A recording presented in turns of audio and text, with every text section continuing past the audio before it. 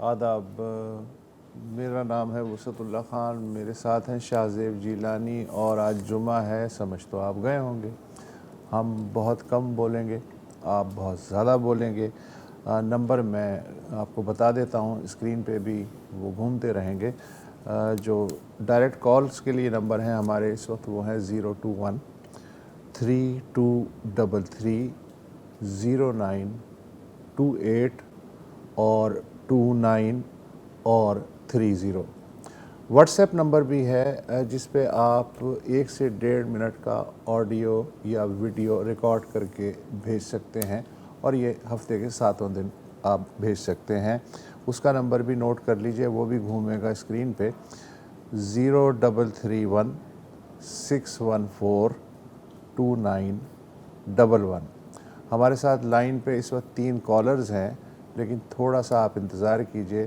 شاہ زیب آپ کے جی، پاس تو کیا ہے؟ وسعت واٹس ایپ نمبر پہ ہمیں سارا ہفتہ ہی کالز آتی ہیں۔ آج میں نے جب کھول کے دیکھا تو کئی کالز ہمارے پاس آئیں اس ہفتے، جو ہم نے اکنامک سچویشن دیکھی ہے ملک کی، اس کے حوالے سے خاص کر کے ایک بیان آج ہی سامنے آیا ہے اسحاق ڈار صاحب کا کہ پاکستان ایک دلدل میں کھڑا ہے اور معاشی اللہ نے ہی ترقی، بنایا ہے، اللہ ہی بچائے ہاں، گا۔ اللہ کے ہاتھ میں ہے۔ ہاں۔ تو پہلی کال جو ہمارے پاس آئی واٹس ایپ پہ وہ کینیڈا سے ہے، سن لیتے ہیں۔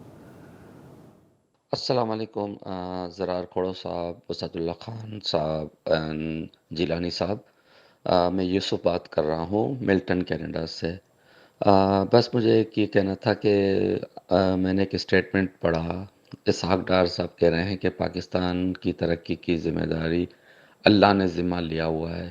تو میرا سوال یہ ہے ان سے کہ جب اللہ نے ترقی کا ذمہ لیا ہوا ہے تو پھر انہوں نے پی ٹی آئی سے گورنمنٹ کیوں لی، اور پھر ان کو کیا ضرورت پڑی کہ وہ مفتاح اسماعیل کو چھوڑ کے خود آ جائے؟ تو سب ذمہ اللہ نے لیا ہوا ہے، تو پھر عمران خان کو حکومت کرنے دیتے، کیونکہ ترقی تو اللہ کے ہی ذمہ تھی۔ بس اللہ تعالیٰ کرم فرمائے، رحم فرمائے پاکستان پر۔ السلام علیکم۔ تو وسعت صاحب ایک اور جی، سوال لے لیتے ہیں اسی سے جڑا ہوا، پھر تھوڑا سا اس پہ ہم بات کر لیتے ہیں۔ یہ جو دوسرا ہمارے پاس آیا ہوا ہے یہ ہے سعید احمد جعفری ملتان سے۔ السلام علیکم ورحمۃ اللہ وبرکاتہ۔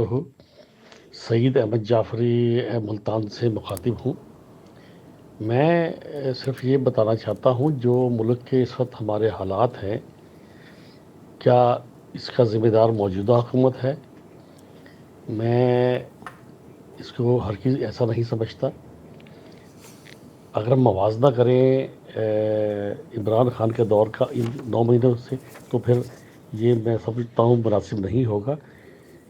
اگر موازنہ کرنا ہے تو جو نون لیگ کا جو دور تھا 2013 سے 18 تک کا، اس کا موازنہ کریں کہ اس زمانے میں مہنگائی کی کیا حالت تھی، اور ملک کی حالات میں 2013 میں نواز شریف کو دیا گیا تھا، اور 17 تک وہ کہاں لے گئے تھے۔ اور جب 17 کے بعد جو ریورس گیئر لگا ہے پاکستان کو، اور جو 4 سال میں پچھلے 4 سے 5 سالوں میں جو ملک کا حال ہوا ہے، وہ ابھی تک سنبھلنے میں نہیں آ رہا۔ اب یہ کون ذمہ دار ہے اس کا؟ آپ خود ہی اندازہ لگا لیں، ایک قوم اندازہ لگا لے کہ جو 17 سے جو زوال شروع ہوا تھا ہماری اکانومی کا، وہ جو ابھی تک کسی کے کنٹرول میں نہیں آ رہا۔ اسحاق ڈار نے بھی پوری کوشش کر کے دیکھ لی، اس سے پہلے مفتیٰ صاحب نے کوشش کر کے دیکھ لی، اور 4 وزراء خارجہ عمران خان کے تھے جو انہوں نے حل کیا تھا، وہ کسی کے کنٹرول میں نہیں آ رہا۔ اب اللہ ہے یہ حافظ ہے ہمارے ملک کا تو بھائی۔ جی، اچھا، پہلے میں دوسرے سوال کے بارے میں کچھ کہوں گا۔ سعید احمد جعفری صاحب جو ہیں، جنہوں نے ملتان سے کہا ہے کہ کون ذمہ دار ہے موجودہ حالات کا، اور 2017 سے یہ جو گراف نیچے جا رہا ہے، تو یہ اس کا ذمہ دار کسے ٹھہرائے؟ اس کا ذمہ دار کوئی نہیں ہے، ہماری جو ہیبٹس ہیں وہ میرا خیال ہے ذمہ دار ہیں۔ ہم نے پچھلے 4 سال ہی کیوں، ہم 1947 سے ہی کیوں نہ شروع کروں کہ ہم نے اس خطے کو کارنر پلاٹ سمجھا ہوا ہے، ویسٹ اوپن، اور یہ پارکنگ لاٹ ہے۔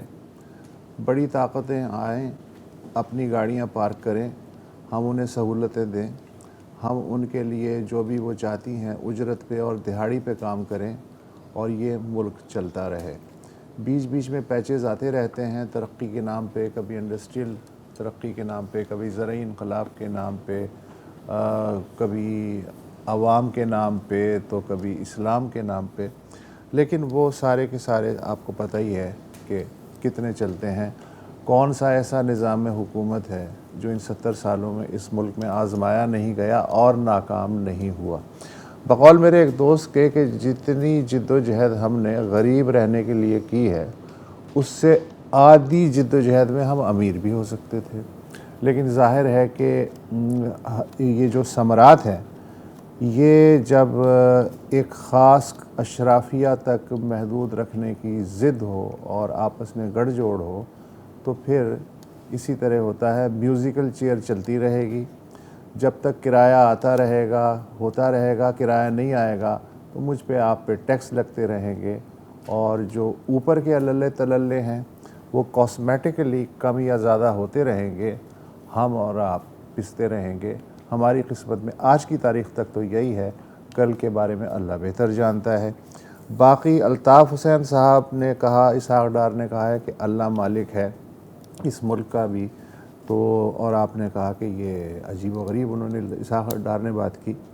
کوئی عجیب و غریب بات نہیں ہے۔ جب حالات آپ کے قابو سے باہر ہونے لگتے ہیں تو پھر آپ خدا کا نام لینا شروع کرتے ہیں۔ اللہ تو اس وقت بھی مالک تھا جب 1998 میں اسحاق ڈار صاحب کی وزارت خزانہ نے جو فارن کرنسی اکاؤنٹس تھے وہ فریز کیے تھے۔ اللہ تب بھی مالک تھا جب انہوں نے نعرہ لگایا تھا قرض اتارو ملک سنوارو، اور اس کے بعد آج تک پتہ نہیں چلا کہ وہ جو اربوں روپے جمع ہوئے تھے وہ کہاں گئے تھے۔ اللہ تو تب بھی مالک تھا جب انہوں نے پیلی ٹیکسیوں کی اسکیم شروع کی تھی، اور وہ ٹیکسیاں کہاں غائب ہو گئیں، کہاں غارت ہو گئیں، نوجوانوں کے روزگار کا کیا ہوا، یہ بھی ہے۔ تو اللہ تو اس وقت بھی مالک تھا، اور اللہ اس وقت بھی مالک تھا جب مفتاح اسماعیل کے بعد انہوں نے کہا کہ مفتاح کچھ نہیں جانتا، میں جانتا ہوں کہ IMF کو کیسے ڈیل کیا جاتا ہے، اور انہوں نے ڈیل کیا۔ اسحاق ڈار کا تعلق لاہور سے ہے، لاہور میں گوال منڈی ہے، جس خاندان کے وہ سمدی ہیں اس کا تعلق بھی گوال منڈی سے ہے پارٹیشن کے بعد سے، اور گوال منڈی میں ایک مثال ہے کہ چنڈ مار کے پیری پہ جاؤ۔ تو انہوں نے IMF کے ساتھ یہی کیا ہے۔ پہلے انہوں نے کہا اوے IMF تجھے دیکھ لیں گے، اور اس کے بعد پیروں پڑ گئے اور انہوں نے کہا سرکار جیسے آپ کہیں گے ویسے ہم کریں گے۔ ظاہر ہے کہ اس کے بعد آدمی صرف یہی کہنے جوگا رہ جاتا ہے کہ اللہ مالک ہے۔ تو اللہ اسحاق ڈار سے پہلے بھی مالک تھا، اسحاق ڈار نہیں رہیں گے تب بھی مالک ہوگا۔ تو پھر سوال یہ ہے کہ یہ کیوں ہیں اور یہ اپنی سیٹ پہ آج کے دن تک کیوں ہیں؟ تو یوسف صاحب، وسط صاحب نے آپ کو بہت ہی تفصیل سے جواب دیا ہے۔ میں صرف اتنا سا کہوں گا کہ ہم نے یہ نوٹ کیا ہے کہ جتنا عرصہ بھی یہ جلا وطنی میں رہے ہیں اسحاق ڈار صاحب، تو ہم نے نوٹ کیا ہے کہ وہ اپنے ٹویٹر اکاؤنٹ پہ روز کوئی نہ کوئی دعا پڑھتے ہیں۔ انسان کی زندگی میں ایک مرحلہ آتا ہے کہ جب آپ کا رجحان اس طرف زیادہ بڑھ جاتا ہے، لیکن جب آپ فائنانس منسٹر ہوں، آپ کی معیشت ڈوب رہی ہو، اور پھر بھی آپ اس توکل اور ایمان پہ سب چیزیں چھوڑ دیں، تو میرا نہیں خیال کہ مارکیٹ بہت زیادہ انسپائر ہوتی ہے۔ وہ سمجھتے ہیں کہ پھر یہ آٹو پہ ہی چل رہا ہے، اوپر والا نظام چلا رہا ہے۔ نہیں، اللہ پہ چھوڑنا اچھی بات ہے۔ اب آپ لندن دوبارہ روانہ ہو جائیں، اللہ مالک ہے ہمارا، پہلے بھی چل رہا تھا اب بھی چل رہا ہوگا۔ تو بالکل ٹھیک ہو گیا۔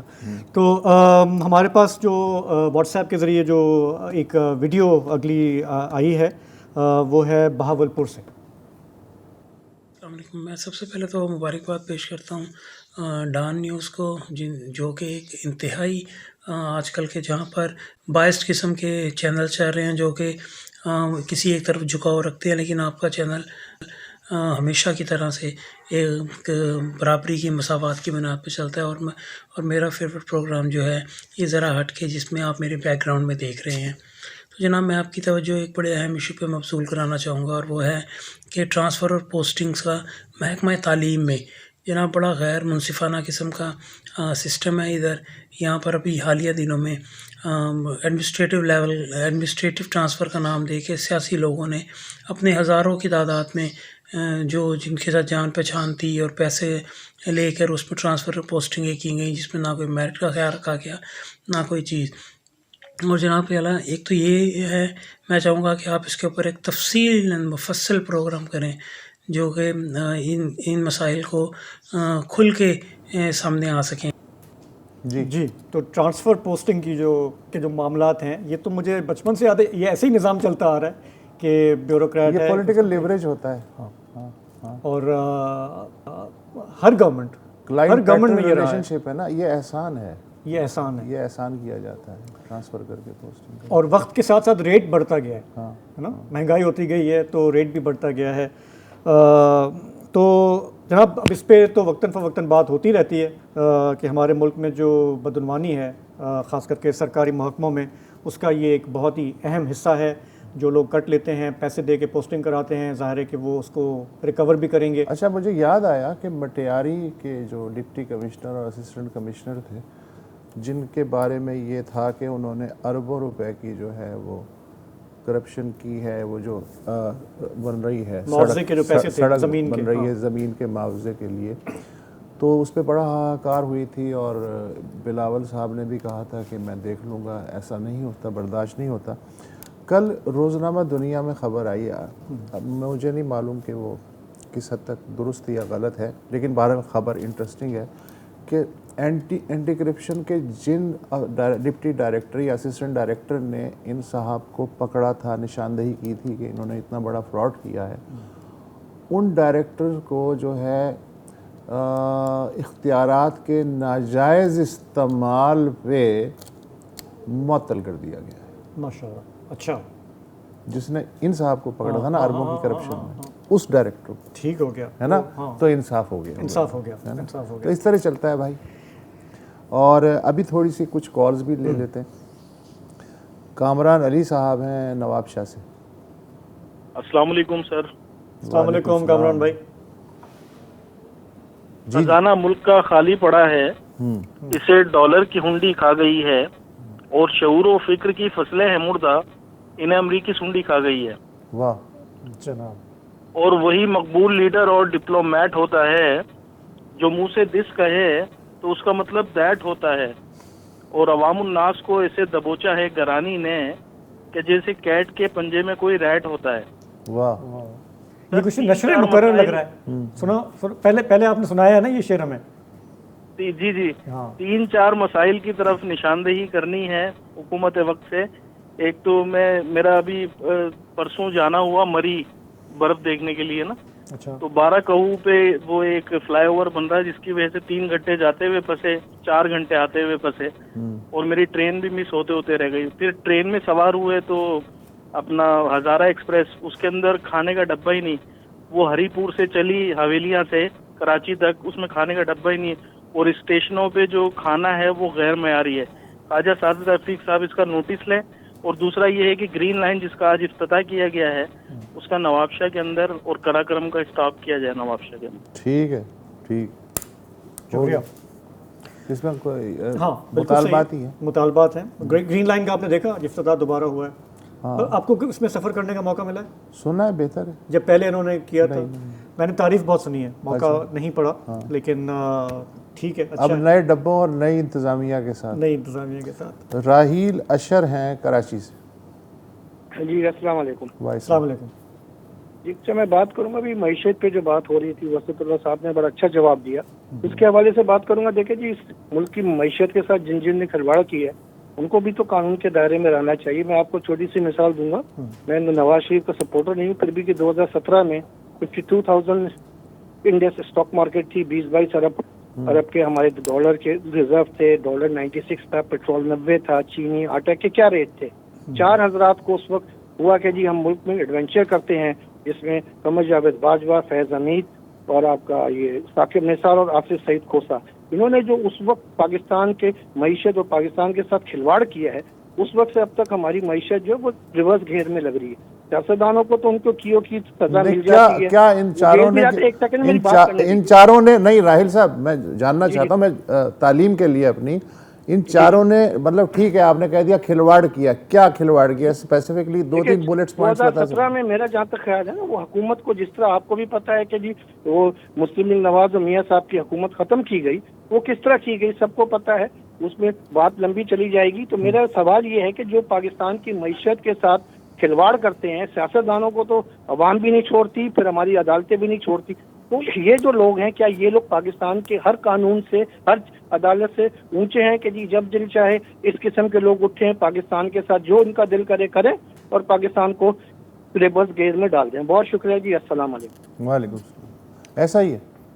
اور کھلواڑ سے مجھے یاد آیا کہ ریکو دیکھ یاد آ رہا ہے مجھے. وہ ایک چیف جسٹس نے کہا ہٹا کے پھینک دیا, پھر اس کے بعد کیا $6 بلین کا شپت اربوں کا آپ کو جرمانہ, پھر خوشامد کرنی پھر آپ پڑی کو اس کو پھر وہ محنت کرنی پڑی, وکیل کرنے پڑے. ٹرکش جو تھا جہاز آیا تھا کار کے, اس کے بارے میں. تو یہ جو ان کا بنیادی پوائنٹ ہے کہ جب تک اسٹیل مل, جب تک جواب دہی نہیں ہوگی اور آپ ہر دفعہ بولیں گے کہ یار اب مٹی پاؤ ایک طبقے کی تو ہو رہی ہے جواب دہی, دوسرے کی نہیں ہو رہی ہے. خصوصاً میں کہہ سکتا ہوں کہ عدلیہ جو ہے اپنے تئیں وہ ایک ادارہ ہے اور وہ کہتے ہیں ہم خود مختار ہیں, ہمارا احتساب کا اپنا سسٹم ہے. فوج والی یہ کہہ کے بچ جاتے ہیں ہمارا اپنا سسٹم ہے. باقی رہ گئے سیاستدان اور سویلین, تو ان کا شاید سسٹم نہیں ہے, تو ان کے لیے پھر وہ غداری کی دفعات اور تو اور میں وہ سب پکڑ میں وہی آتے ہیں. ایک وقفہ لے لیں. جی تو جمعہ ہے, کالرز ڈے ہے, ہم آپ کی بات سن رہے ہیں. ہمارے پاس اگلے لائیو کالر ہیں سعید رشید صاحب کراچی سے. السلام علیکم. السلام علیکم. کیسے مزاج ہیں؟ 17 منٹ کا ہولڈ کرایا, اب 1 منٹ تو بنتا ہے میرے لیے نا. جی ایک بہت ہی زبردست سینگ ہے, جی شکر خورے کو شکر اور موسی کو ٹکر. تو ہمارے کپتان صاحب جو چاہ رہے ہیں وہی ان کو ملتا ہے. وہ دھرنے, کنٹینر, روڈیں, فٹ پاتھ, اور یہی ملتا رہے گا اور یہی ان کے ساتھ چلتا رہے گا. اب میں 8 مہینے کی ذرا اور ایک سیاست کی آپ کو بات بتا دوں. سیاست میں اگر آپ نے اپنا ہائیسٹ پتہ پہلے ڈال دیا نا تو آپ ٹوٹلی رحم و کرم میں چلے گئے سامنے والے کے کہ وہ کس طرح گیم کھیلتا ہے. تو یہ تو انہوں نے کر لیا. وہ حضرت علی سے پوچھا تھا کہ آپ کے حالات اتنے اچھے نہیں ہیں جتنے پہلے صحابہ کے تھے, تو انہوں نے کہا ان کا مشیر میں تھا, میرے مشیر تم ہو. تو اب 8 مہینے کی میں ذرا ان کی وہ بتاتا ہوں فیلئر اور کیا ان سے غلطیاں ہوئی. جب نو کانفیڈنس آیا پہلے تو انہوں نے زور لگایا کہ ایکسٹینشن دے کے ان کو ساتھ ملا کے کسی طرح اس کو فیل کرا دوں. پھر خریدنے کی بھی کوشش کی 6-7 لوگوں کو, وہ بھی نہیں کر سکے. اور پھر نو کانفیڈنس جب ہونے لگا تو اتنا غیر آئینی کام کر کے بیٹھ گئے بغیر سوچے, اس لیے کہ امیچور سیاستدان ہے نا. اور پھر وہ مس فائر ہوا, اس کے بعد استعفے دے کے بیٹھ گئے.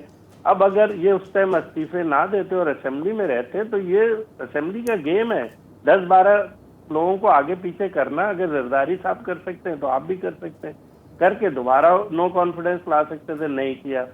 پھر اس کے بعد یہ آ گئے وہی موزی ٹکرے مارنے, دھرنے, فلانا دھماکہ, ہم یہ کر دیں گے وہ کر دیں گے. ایک چیز الیکشن کی نہیں منوا سکے. اس کے بعد پھر سب سے بڑا جو بیک لگا کہ انہوں نے کہا کہ میں فوجی جو چیف لگنے نہیں دوں گا, اور اس کے لیے دھرنا کیا اور وہ ان کی مرضی کا نہیں لگا. اور وہ جو ڈبل گیٹ کھیل رہے تھے انہوں نے بھی کوشش کی, مگر ظاہر کنگ ہے ہمارے زرداری صاحب, وہ جیت گئے اور انہوں نے اپنی مرضی کا لگا دیا. اب جب وہ لگ گیا اس کے بعد تو کمال ہی کر دیا, کلاڑی نہیں کلاڑا بھی نہیں, پتہ نہیں کیا مار کے دونوں اسمبلیاں ڈیزالو کرنی. جس اسمبلیوں کے اوپر وہ پوری ان کی کائنات تھی, ان کی سیفٹی تھی, ان کی ساری سلطنت تھی, ان کی سیکیورٹی تھی, اسی کو توڑ کے بیٹھ گئے. اب رو رہے ہیں بیٹھ کے کہ یہ کیوں لگا دیا, وہ کیوں لگا دیا. سعید صاحب یہ بات تو کلیئر ہو گئی کہ آپ ان کی جو سیاسی سوچ ہے اس سے متفق نہیں ہیں, لیکن ہو سکتا ہے کہ لیڈر کا کچھ ابھی ایسا ویژن ہو جو بھی آپ کو اور ہماری سمجھ میں نہیں آ رہا. آسمان سے اترا ایک ایسا ویژن ہے اس کا کہ اپنی پارٹی کو برباد سے برباد کیے جا رہا ہے. میں تو کہوں گا موزی ہے, اس لیے موزی کو موزی کی ٹکریں مل رہی ہیں. اور عمران خان صاحب کی پاپولیرٹی سے آپ انکار کرتے ہیں؟ انہوں نے اتنے بائی الیکشن جیتے, وہ کوئی بھی کال دیتے ہیں لوگ نکل آتے ہیں باہر, اس سے تو انکار نہیں کر سکتے نا. تھرڈ پارٹی ہے. ابھی ہوگا یہ 33 الیکشن میں آپ کو فون کروں گا, 33 الیکشن کے ریزلٹ دیکھ لیجئے گا کیا ہوں گے. نہ کریں سر, نہ کریں. کیا ہوں گے؟ ایسا نہ کریں. کیا اور ریئلٹی اور ہے وہ. اب مجھے ایک بات بتائیں, وہ جو بہت طاقتور حلقے ہیں, کیا ان 15 سیٹوں میں سے 10 سیٹیں اس کو ہروا نہیں سکتے تھے؟ نہیں ہروایا. چلیں ٹھیک ہو گیا, آپ کی رائے آ گئی. اب یہ ہو گیا کام, آپ کی رائے آ گئی. شکریہ, شکریہ بہت بہت. محمد رضا ہیں کراچی سے. جی السلام علیکم. جی وسط اللہ خان صاحب, آپ دونوں کو میرا سلام. سر میں اکانومی کی بات سے ہی آگے بڑھانا چاہ رہا ہوں. جی مجھے تھوڑی اس پہ نظر ہے کہ اکانومی کو ہمیں تھوڑا سا ریڈیفائن کرنا پڑے گا. ایک سیکٹر ہے ٹیکسٹائل, اور وہ تقریباً بنگلہ دیش کی اگر ہم ایکسپورٹ دیکھیں اس سے بے-تحاشا ایکسپورٹ ہوتی ہے، اور ہمارے ٹیکسٹائل کی بہت ساری گنجائش ہے. ہمارے پاس بڑی بڑی کمپنیاں جیسے نشاط گروپ کو آپ لیتے ہیں، نشاط ملز یا گل احمد، بہت ساری یہ $2 بلین تو ایک دو کمپنی ان کے لیے کوئی بڑی بات نہیں ہے، اور یہ بہت زیادہ کر سکتے ہیں. اگر ہم ٹیکسٹائل میں ہم الیکٹرسٹی ریٹ اور گیس کو ٹیرف کم دیں، ریبیٹس دیں، تو ہمارے جو ڈالر کا اصل مسئلہ ہے، ہم ہمیشہ مانگ رہے ہیں لیکن ہم یہ نہیں دیکھ سکتے ہماری اپنی صلاحیت کتنی ہے. ٹیکسٹائل پاکستان کا دنیا میں مانا جاتا ہے، اور اگر اس کو ہم ایکسپورٹ کو مزید پروموٹ کر لیں، اور اسٹاک مارکیٹ کی بات کروں ساتھ میں، اگر ہم اس سے کیپٹل گین ہٹا دیں تو بیرونی اتنے بڑے بڑے فنڈ ہیں، ان کی انویسٹمنٹ آئے گی، ڈالر کا تو مسئلہ آپ کا آٹومیٹکلی حل ہو سکتا ہے. اسٹاک مارکیٹ ہماری بہت ڈسکاؤنٹ پہ، اگر ہم اس کو کیپٹل گین ٹیکس ہٹا دیں یہاں سے اور اوپن کریں دنیا کے لیے، تو حکومت کو کچھ ایسی چیزوں پہ بھی کام کرنا پڑے گا جس سے ڈالرز کو آپ متوجہ کریں اپنی جانب. اگر ہم خالی مانگتے رہیں گے تو کوئی نہیں دیتا، دنیا وہیں دیتی ہے جہاں ان کا فائدہ ہوتا ہے. تو ٹیکسٹائل پہ خصوصاً پالیسی ہونی چاہیے کہ اس کو پروموٹ کیا جائے، ریبیٹ دیں ان کو، آپ کو ایسے بینیفٹ دیں کہ زیادہ سے زیادہ مال بیچیں باہر اور سستا مال بیچ سکیں، ان کو کاسٹ کا بینیفٹ دیں. ٹھیک ہے، شکریہ شکریہ. ٹیکسٹائل پہ تو ہمارا انحصار ہوتا ہے. کافی لوگ کہتے ہیں کہ جی ٹیکسٹائل سے ذرا آگے بھی سوچیں، کیونکہ اس میں آپ سارا اپنے انحصار آپ اس پہ کرتے ہیں، لیکن بہرحال آپ کی تجویز. یا ٹیکسٹائل دیکھو، ایک بات میری سمجھ میں نہیں آتی، آپ چونکہ انٹرسٹ لیتے رہتے ہو اکانومی میں، مجھے ایک بات بتاؤ، جو بنگلہ دیش ہے اس کی اپنی ٹیکسٹائل انڈسٹری نہیں ہے، گارمنٹس ہے، ٹھیک ہے. پاکستان کی textile industry semi finished goods جو ہیں وہاں تک چلے جاتے ہیں. یار اس ملک کو تو جس طرح کی ٹیکسٹائل انڈسٹری ہے جتنی بڑی، اس کو تو گارمنٹس انڈسٹری کا لیڈر ہونا چاہیے تھا کم از کم ساؤتھ ایشیا میں. یہ اس میپ میں تیسرے نمبر پہ ہے، یہ کیا چکر ہے؟ یہ واقعی ایک ہے سوال ہے کہ ہم نے اپنی جو مینوفیکچرنگ ہے، جبکہ بنگلہ دیش کا ایسا بیس نہیں ہے ٹیکسٹائل کا، لیکن وہ انہوں نے فوکس کر کے اس کو کیا بناتے گئے، ایکسپورٹ کرتے گئے. ہمارے ہاں آئی گیس یہ جو ٹیکسٹائل کی کمپنیاں ہیں بڑی بڑی، یہ جب ہمیں یہ یورپین کوٹا ملا تو ہم نے دیکھا کہ ہمیں کافی اس سے فائدہ ہوا، لیکن otherwise we were not competitive. وہ بنگلہ دیش اور سستے میں بنا کے بیچ رہا تھا، ہماری پھر بھی کاسٹ زیادہ تھی. ہمارے پاس موجود ہے. آپ ان سے اگر بات کریں گے تو بولیں گے جی آپ کے یہاں جو کاسٹ آف پروڈکشن ہے وہ ابھی بھی جو ہے زیادہ ہے. بٹ بہرحال ایک بریک لیتے ہیں، پھر آپ کی اور کالس لیتے ہیں. جی تو آپ کی لائیو فون کالس ہم لے رہے ہیں، ساتھ ہی ہمارے پاس جو واٹس ایپ پہ کچھ آڈیو ویڈیو میسیجز آئے ہیں وہ بھی ہم لے رہے ہیں. یہ اگلا ہمارے پاس آیا ہے ویڈیو میسیج ہے جو لاہور سے ہمیں بھیجا ہے. السلام علیکم جی، سارہ حسین بات کر رہی ہوں لاہور سے. ریسنٹلی میں موو ہوئی ہوں کینیڈا سے اپنی بیٹی کے ساتھ. میرے بیٹے وہیں پڑھ رہے ہیں، اور وہاں پہ بھی ہم بہت ہی شوق سے اور ریگولرلی آپ کا پروگرام فالو کرتے تھے. اور جب میں یہاں پہ آئی ہوں تو میں اس میں پارٹیسپیشن کرنا چاہتی ہوں، مگر ناٹ اینی پولیٹیکل ٹاپک.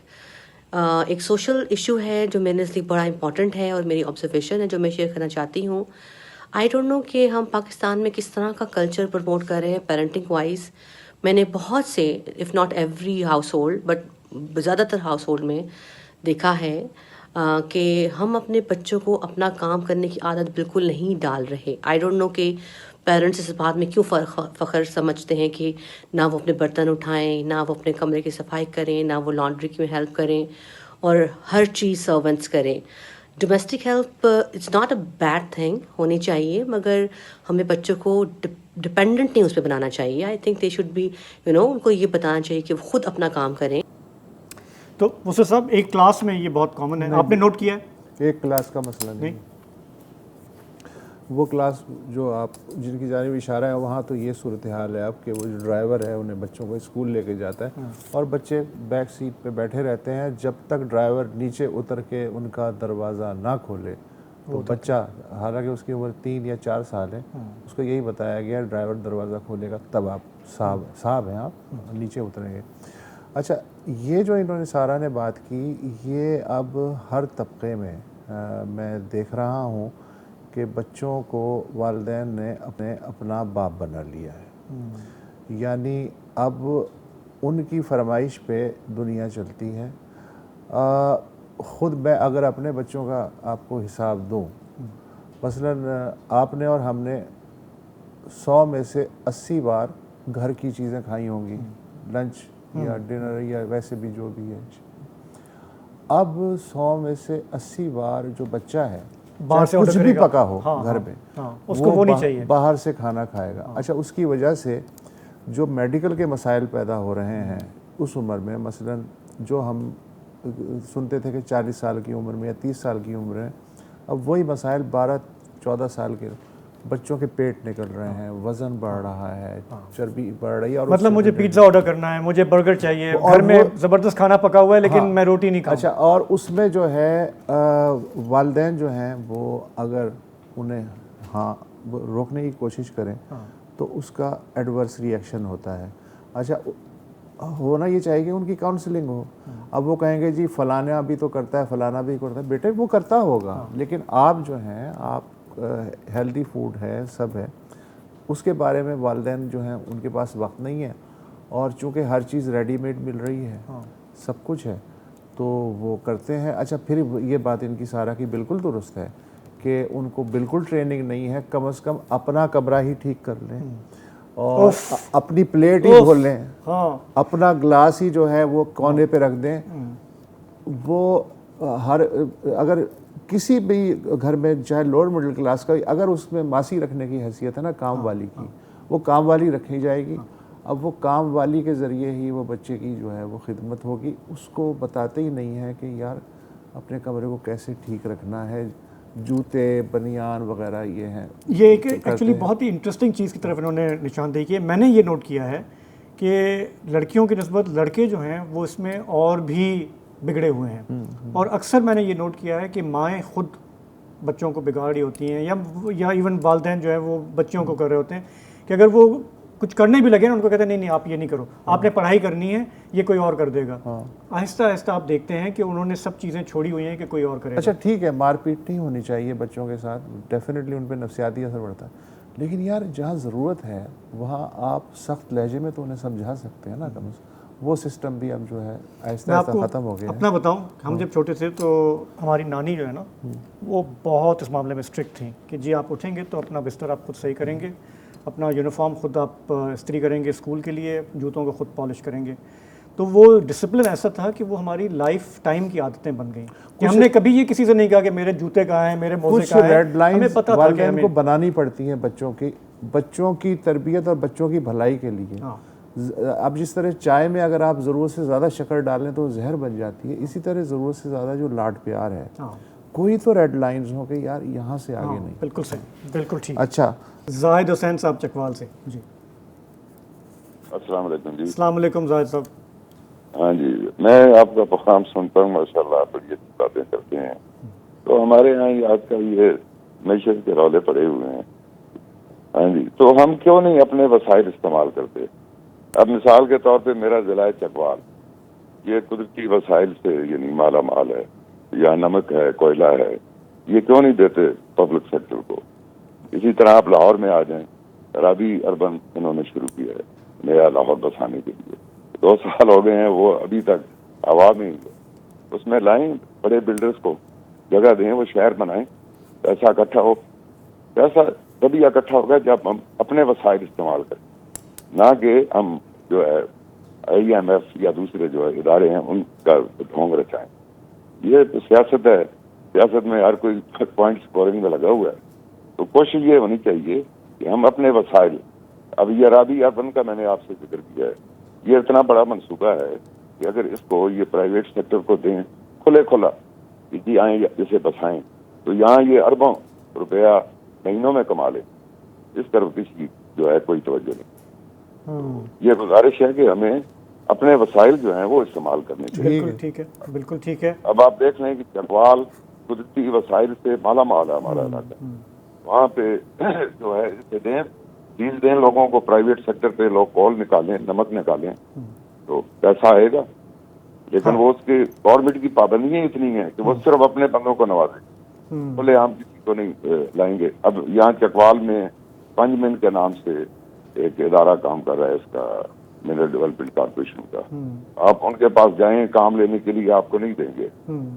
مائنیں سیوڑا میں بند پڑی ہیں گورنمنٹ کی, پنجاب گورنمنٹ کی, وہ دیں لوگوں کو, نمک نکالیں, بیچیں, نئی منڈیاں ڈھونڈیں, تو اس سلسلے میں یعنی یہ ایک تھا پلان, میں نے کہا چلیں آپ سے ٹھیک ہے, تھینک شکریہ یو سو فیض محمد صاحب. ایک بات صرف یہ کہ یہ ہمارے ملک میں بالکل وسائل سے مالا مال ملک ہے, اور اگر ہم وہ وسائل استعمال کرتے ہیں اپنی لوگوں کی بہتری کے لیے اچھی بات ہے, لیکن ہم نے بارہا یہ دیکھا ہے کہ یہ ہم ایکسپلائٹیشن کی طرف چلے جاتے ہیں, ہم بے دریغ اس کا استعمال کرتے ہیں, اور اکثر و بیشتر لوکل لوگوں کو اس کا فائدہ نہیں ہوتا.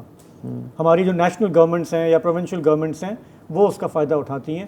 تو اصولاً تو بات آپ کی صحیح ہے کہ اگر ہم اپنے وسائل صحیح سے استعمال کریں تو ہمیں قرضے نہ لینا پڑے, ہمیں باہر نہ جانا پڑے بار بار, لیکن پائیدار ترقی جو کہ ٹرکل ڈاؤن ہو سکے آخری آدمی تک, اس کا مقصد یہ ہے جہاں پہ وسائل موجود ہیں وہاں کی مقامی آبادی کو اس کا فائدہ ہو. آپ اربوں روپے کما لیں لیکن اوپر تک ہی اگر رہ جائیں تو میں ایسی ترقی ہو نہ ہو میری بلا سے میں کیوں چاہوں گا. عمران احمد صاحب ہیں بھاولپور سے. السلام علیکم. جی وسط الطلاق صاحب اور شاہد جیلانی صاحب, گزارش یہ ہے کہ پاکستان اس وقت گمبھیر مسائل کا شکار ہے, امن کے مسائل ہیں, معیشت کے مسائل ہیں, تو ان مسائل کے حل کے لیے ہم نے تمام نظام کیے یہاں پہ, تو ماشاء اللہ بھی چل رہی ہے, لیکن جس ذریعے کی بنیاد پر پاکستان قائم ہوا اسلام کے نام پر, اس کو ہم نے اپلائی کیوں نہیں کیا, اور کیا وہ اپلائی ہونے قابل ہے بھی تھی کہ نہیں؟ چلیں ٹھیک ہے, شکریہ نظریہ. تو ہاں ٹھیک ہے, ہمارے پاس ایک دو اور کالز بھی ہیں لیکن ایک چھوٹا سا بریک لیتے ہیں اور پھر واپس آتے ہیں. جی تو ہم آپ کی کالز لے رہے ہیں. وہ سب جب سے ہم نے واٹس ایپ نمبر متعارف کرایا ہے تو کافی سارے لوگ جو ہیں جو باہر ہیں ملک کے نا, ان کو ایک بہت سہولت ہو گئی ہے. وہ کہتے ہیں کہ جی ہم اپنے ٹائم کے حساب سے آپ کو بھیج دیتے ہیں. تو یہ جو اگلی ہمارے پاس واٹس ایپ آڈیو کال آئی ہے, یہ فیصل صاحب ہیں ساؤتھ ہیمپٹن برطانیہ سے. السلام علیکم, میں فیصل بول رہا ہوں ساؤتھ ہیمپٹن یو کے سے. ماشاءاللہ آپ لوگ بہت آج کل کمال کر رہے ہیں, اللہ پاک کرے آپ لوگوں کو نظر نہ لگے, کم سے کم میری تو نہ لگے. یہ بہت زبردست پروگرام, بہتر سے بہتر ماشاءاللہ زبردست کر رہے ہیں آپ. تو یہ پروگرام میں نے آپ کا آج ہی سنا ہے, وہ مصطفیٰ نواز کھوکھر صاحب اور مفتاح اسماعیل والا. تو اس میں سوال جہاں پہ آیا 17 سیٹیں بلوچستان کی, وہ کافی کنسرن تھے ان کے بارے میں کہ کون ادھر جائے گا, فیصل آباد یا کراچی, یا ان کی سیٹیں لاہور کی زیادہ ہیں. پرابلم میرے خیال میں یہ نہیں ہے.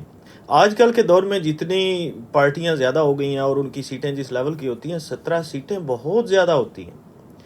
پرابلم یہ ہے سر کہ جب ایک کونسلر بھی اس صوبے سے اپروول کے بغیر آگے نہیں آ سکتا تو وہاں ایسا ہی ہوگا. وہ انکل زرداری صاحب نے 2018 میں اپنے ساتھ ان لوگوں کو ملایا تھا. پیپلز پارٹی نو ڈاؤٹ ایک بڑی جماعت ہے, لیکن دادا جی نے بعد میں مل کے باپ بنا دیا تھا. تو وہاں کون جائے گا؟ کوئی ٹرائی نہیں کرے, وہاں سے پیچھے ہٹنا پڑے گا. یہ بڑی جماعتیں ادھر جائیں گی, یہ کام بھی کریں گی. آپ کو یاد ہوگا بی بی 2008 میں 2007 میں ادھر جا کے انہوں نے جلسہ کیا, میاں صاحب جا کے جلسے کرتے تھے. تو یہ مسئلہ نہیں ہے, مسئلہ وہاں پہ ہے. شکریہ. تو یہ مسئلہ تو ملک میں کافی جگہوں پہ ہے لیکن بلوچستان میں زیادہ ہے. اور بلوچستان تو ہمیشہ ریموٹ کنٹرول کے ذریعے چلایا گیا. تو یہ بات بالکل صحیح ہے, اگر آپ حقیقی قیادت کو آگے آنے دیں تو وہ نمائندگی بھی کرے گی. ورنہ اگر 17 سیٹیں ہیں بلوچستان کی جو کہ فیصل آباد کی زیادہ ہیں, کراچی کی اس سے زیادہ ہیں, تو جب نمائندگی نہیں ہوگی تو پھر فرسٹریشن ہوگی تو پھر وہی حالات ہوں گے جو ہم دیکھ رہے ہیں. یہ بلوچستان کی بات کر رہے تھے فیصل صاحب برطانیہ میں بیٹھ کے. اب ایک کوئٹہ سے ہی ایک صاحب کی کال ہے, غلام حیدر صاحب. جی بھائی. السلام علیکم. وعلیکم السلام. السلام علیکم سر. ہاں السلام علیکم جناب. وعلیکم السلام سر, کیا حال ہے؟ میں سیاست ویاست کی تو بات کروں گا نہیں آپ سے, میں ایک سماجی بات کروں گا آپ سے. جی یار خدا رہا, ہمارے کوئٹہ کو کراچی سے ڈسکنیکٹ کر دیا ریلوے نے. وہاں پہ پل کیا گرا, پنجاب کے لیے تو انہوں نے ٹرین چلا دی لیکن کراچی کے لیے کوئی ٹرین نہیں چلائی. یہاں پہ غریب مر رہے ہیں, علاج کے لیے جاتے ہیں. وہ آپ کو پتا ہے کہ اب چوکی والا روڈ خونی روڈ ہے. جس بڈھی نے ماں نے جانا ہوتا ہے کراچی یا کسی نے جانا ہوتا ہے, خدا رہا ہے جب وہ पंजाब के लिए ट्रेन चल सकती है तो कराची के लिए भी यहाँ से चला देना।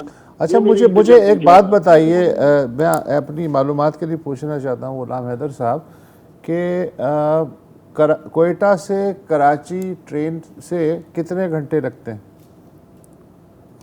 सर जी पहले जब चलता था ये नॉन स्टॉप तो ये मेरे ख्याल में 12-13 घंटे में पहुंचा देता था। 12-13 घंटे पहुँचती है। बॉय सक्कर से जाता था, रोड ठीक से है, जाता सब वो था, समझ गए 12-13 घंटे में कोयटा से कराची बाई ट्रेन आ सकते थे। अच्छा, अगर आरसीडी शाहरा से कोयटा से कराची आए तो कितने घंटे लगते हैं? 10 घंटे लगते हैं, लेकिन इस रोड पे हर एक सफर नहीं कर सकता सर। ये रोड अभी एक मरीज है जो चलने के काबिल नहीं है, वॉशरूम चाहिए होता है, फैमिली जानी होती है, तो इस रोड पे वो कहाँ जाएगा बेचारा? अच्छा, इस रोड पे क्या हादसा ज्यादा हैं? ये रोड खराब है? मेरा ख्याल है 90% ट्रैफिक जो है कराची का कोयटा के दरमियान, खुशदार वाला रोड आरसीडी हाईवे वही है, उसी के ज़रिए होता है। लेकिन ठीक है, ये ज़ाहिर है कि कराची और कोयटा का जो रेल लिंक है अगर नहीं है तो बिल्कुल होना चाहिए, इसका कोई दो राय नहीं है। Thank you so much. Kashan Tariq साहब हैं इस्लामाबाद से। हेलो जी, अस्सलाम वालेकुम। अस्सलाम वालेकुम। सर मेरा एक सवाल है आपसे कि ये डार साहब आए हैं, 4 महीने हो गए, इन्होंने IMF के साथ कोई डील नहीं किया और 4 महीने से ये कैप लगाया हुआ था डॉलर के ऊपर, और ये जब कल परसों से ये कैप हटा है तो आपने देखा है डॉलर की एकदम ऊंची उड़ान आई है और जो पाकिस्तान का पैसा है, रुपया है, वो एकदम डिवैल्यू हो गया। तो उससे हमारे मुल्की कर्जों में भी बेपनाह इजाफा हुआ है। तो मेरा सवाल ये है कि आप देख रहे होंगे मुख्तलिफ चैनल पे हमारे साहब का खजाना वजारत खजाना के जो वजीर थे वो बयान कर रहे हैं कि मुफ्ता इस्माइल साहब वो बयान करते हैं कि जी ये हमें IMF के पास जाने के अलावा हमारे पास कोई चारा नहीं है। तो क्या वजह है आखिर के 4 महीने गवर्नमेंट में होते हुए गवर्नमेंट ने कुछ सोचा नहीं, 4 महीने तक डॉलर पे कैप लगाई और उसके बाद अब हम शादियाने बजाने के हमारे 10 दिन में हमारा एग्रीमेंट हो जाएगा, 5 दिन में हमारा एग्रीमेंट। अच्छा सवाल है, बहुत सारे लोग एक दूसरे से यही सवाल कर रहे हैं कि ये हमने 4 महीने डार साहब ने क्यों ज़ाया किए। मेरा ख्याल है उनको कभी ना कभी उसका जवाब देना पड़ेगा। उन्होंने बज़ाहिर ये कहा था कि हम ये इसलिए नहीं कर रहे कि हम मज़ीद महंगाई नहीं चाहते, लेकिन जो भी उनकी कैलकुलेशन थी वो सारी धरी की धरी। लेकिन 4 महीने ना जाके जो उसके असरात हुए उसके नतीजे में पाकिस्तानी मईशत को कम से कम $6 बिलियन का नुकसान उठाना पड़ा है। तो जाहिर है कि ये उनके तो नहीं है। अच्छा, मोहम्मद हनीफ साहब हैं खानेवाल से। जी जनाब। अस्सलाम वालेकुम सर। वालेकुम। अच्छा सर, मैं एक बहुत गरीब आदमी हूँ, मेरे घर पे कब्जा हुआ है खानेवाल शहर में जी। मेरे ताए के बेटे हैं जिसकी इंतकाल मेरे नाम है और मैं 5 साल से सर मैं अदालतों में धक्के खा रहा हूँ। मेरे बच्चे छोटे छोटे सर, मैं आपको सिर्फ रिक्वेस्ट कर रहा हूँ, आप जो 1 तारीख को जज के पास ही असिस्टेंट सेशन जज गांधी मुस्तफा गांधी साहब आए हैं, उसके पास लगा हुआ है जी। मोहम्मद हनीफ वल्द मोहम्मद फाजल मेरा नाम है जी। 5 साल से सर मैं तंग आ गया हूँ अपने जी अदालतों के धक्के खा खा के, मेरी कोई सुनवाई नहीं हो रही। जिसकी इंतकाल मेरे नाम है, मेरे भाई फौत हो गया, उससे इन्होंने चाबी मांग के ली थी, आज तक मुझे घर वापस नहीं दिए। कोई मेरी हेल्प हो सके तो सर ये मेहरबानी होगी सर। ठीक है, अगर कोई वकील सुन रहे हों उस एरिया के तो हमारी उनसे दरख्वास्त है जो कि इस तरह के लोगों की मदद करते हैं और डेफिनेटली ऐसे वकील हर जगह पाए जाते हैं, तो हमारी दरख्वास्त है कि आप इनसे रब्ता करके मालूमात हासिल करें कि असल मामला क्या है, और अगर ये वाकई कानूनी इमदाद के मुस्तहिक हैं तो प्लीज़। हाँ, हमारा अगर नंबर स्क्रीन पे दोबारा दिखा दें, हम इनका नंबर नोट कर लेते हैं और आप हमसे रब्ता कर सकते हैं। तो फिर हम या डायरेक्ट भी आप इनसे, इन्होंने डिटेल तो बता दी अपने केस की, किस अदालत में लगा हुआ इनका नाम हुआ, तो कर सकते हैं। मज़हर हुसैन साहब हैं फैसलाबाद से। हेलो। अस्सलाम वालेकुम जी। जी। अस्सलाम वालेकुम। فرمائیے. جی جی آپ آن ایئر ہیں. میرا جی وسعت اللہ خان صاحب سے میرا سوال ہے کہ آپ ماشاءاللہ بہت سینئر جرنلسٹ ہیں, تو سر میری آپ سے درخواست نہیں سوال ہے کہ جیسے عمران خان کو پلینگ 11 یعنی کہ وہ ملا تھا میدان کھیلنے کے لیے, تو کیا میاں نواز شریف کو بھی 2018 کے انتخابات کی طرح اس دفعہ وہ پہلے والا ہی میدان ملے گا یا کوئی کلیئر میدان ملے گا؟ تو جب میدان میں آئیں گے تبھی ہم بات کر سکیں گے نا, ابھی تو وہ میدان میں ہی نہیں ہیں. اور میاں صاحب آ بھی جائیں میدان میں تو میرا خیال ہے اب وہ اتنے سینئر ہو گئے ہیں کہ آپ کا خیال ہے وہ کیا ایم این اے کا الیکشن لڑیں گے؟ I doubt about it. وہ صرف ایک گائیڈنس کے میرا خیال ہے سرپرست اعلیٰ کے طور پہ ہوں گے. تو وہ میدان تو ہے لیکن گز جو ہے اس کی لمبائی چوڑائی ہمیشہ تبدیل ہوتی رہتی ہے. اب دیکھنا یہ کہ اگلے الیکشن میں گز کون سا آتا ہے, یہ بھی دیکھنا ہوگا امپائر کون ہے. ہاں پھر پتہ چلے گا. نہیں ایسی بات نہیں ہے, سب کچھ اس کے مطابق ہوتا ہے, کوئی سیاست میں مداخلت رولز آف دا گیم جو ہے وہ کون طے کرتا ہے. ٹھیک ہے. جہازیب خان ہے میران شاہ سے, وزیرستان. ہلو السلام علیکم. السلام علیکم. جی فرمائیں. سر ہماری یہ سوال ہے کہ ادھر ذرا شمالی وزیرستان کی بھی توجہ دو. اچھا ادھر بھی ذرا یہ تیرا پنجاب پر سیاست پہ مصروف ہے, وہ کام ادھر بالکل نہیں کرتا. ادھر بھی ذرا یونیورسٹی وغیرہ کالج وغیرہ بھی بناؤ, ہماری یہ گزارش ہے سیاستدانوں سے.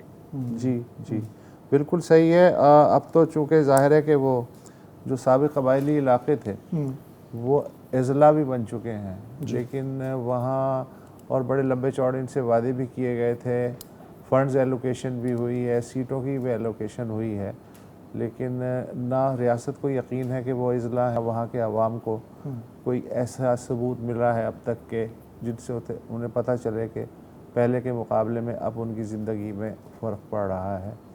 آپ کا جو مطالبہ ہے بالکل جائز اور جینون ہے. جی اب کیا کریں, اجازت لے لیں کیا؟ تو ٹھیک ہے, اجازت دیجیے, انشاءاللہ منڈے کو بشرط زندگی ملاقات ہوگی. خدا حافظ.